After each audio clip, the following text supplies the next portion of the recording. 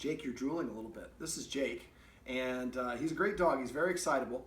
One of the things I'd like his guardians to do is get him more exercise. The problem is he's starting to become reactive on the leash. Sometimes we call this leash aggression. Dogs have what's known as a fight or flight response. I'm either going to run and attack something or run away from it. Well, the leash prevents the leash prevents the dog from running away from it. A lot of times that exasperates and makes them more confrontational. Now, there are a lot of little things that are going on in the house in his day-to-day routine that I think are contributing to this. He kind of is able to look out from an elevated position out of the street.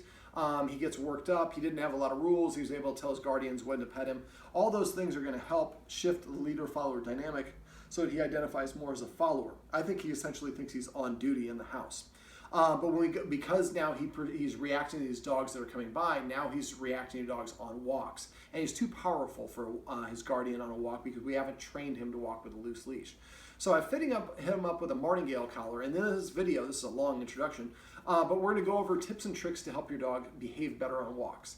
Now, the dog's energy inside the house before the walk during the leashing process is the energy your dog will carry with them outside on the leash.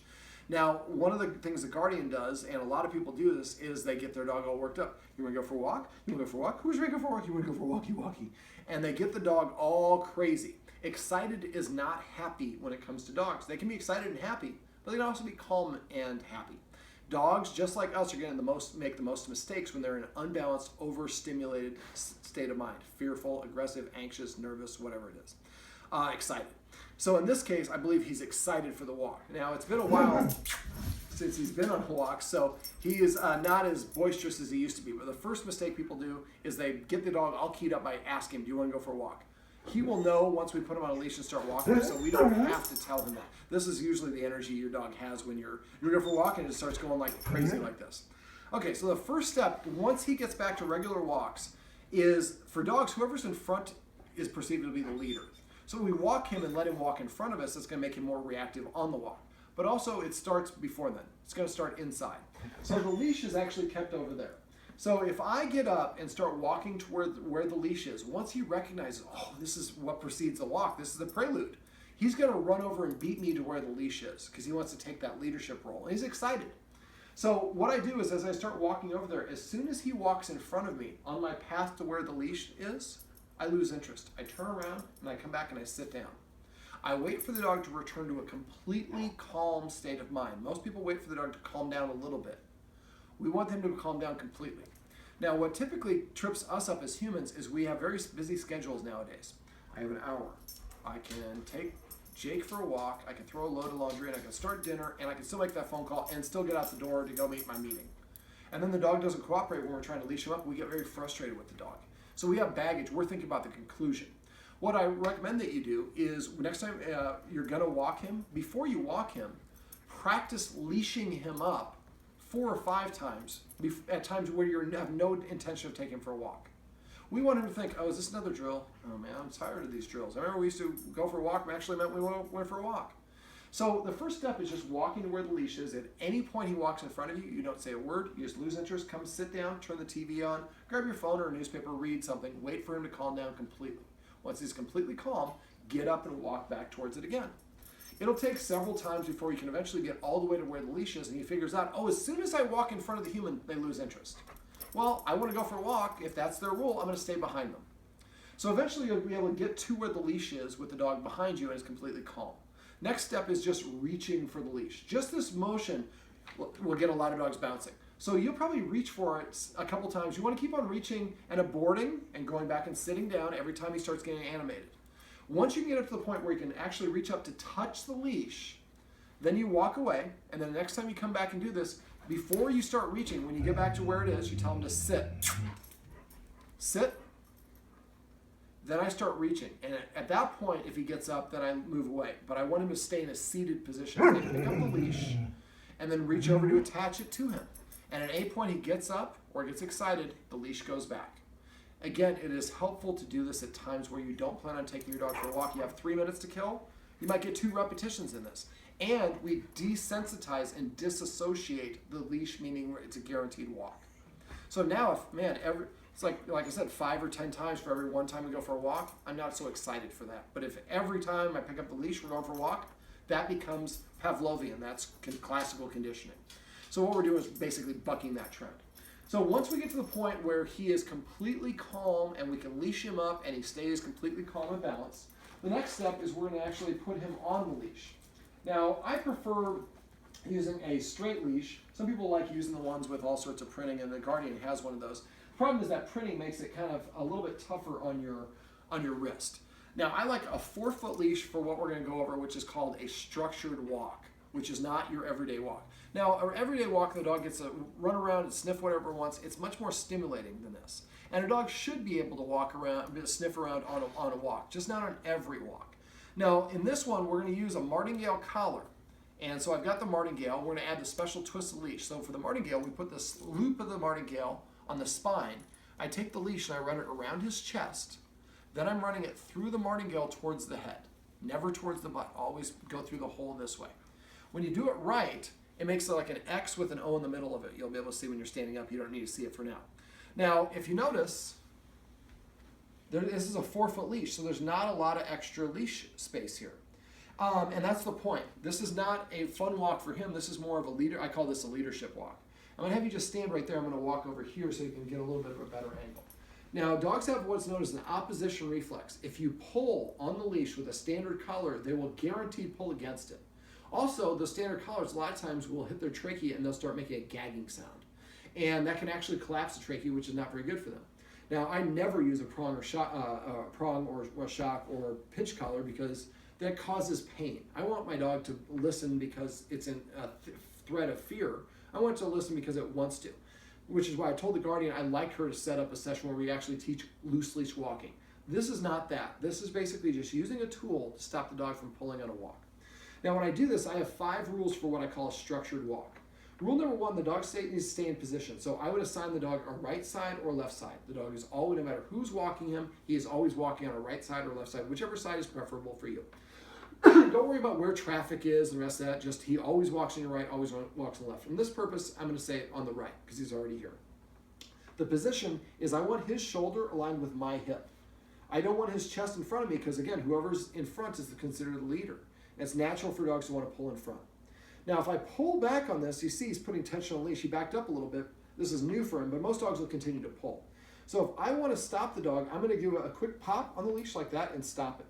So I take the tension off before he has a chance to activate his opposition reflex and start pulling against me. Now, the correction is a quick put up like that and immediately relax. So that fast as I just demonstrated or faster. Now, if you have a 6-foot long leash, you might have to wrap it around your hand like that. That's why I like a 4-foot because it's just nice and comfortable.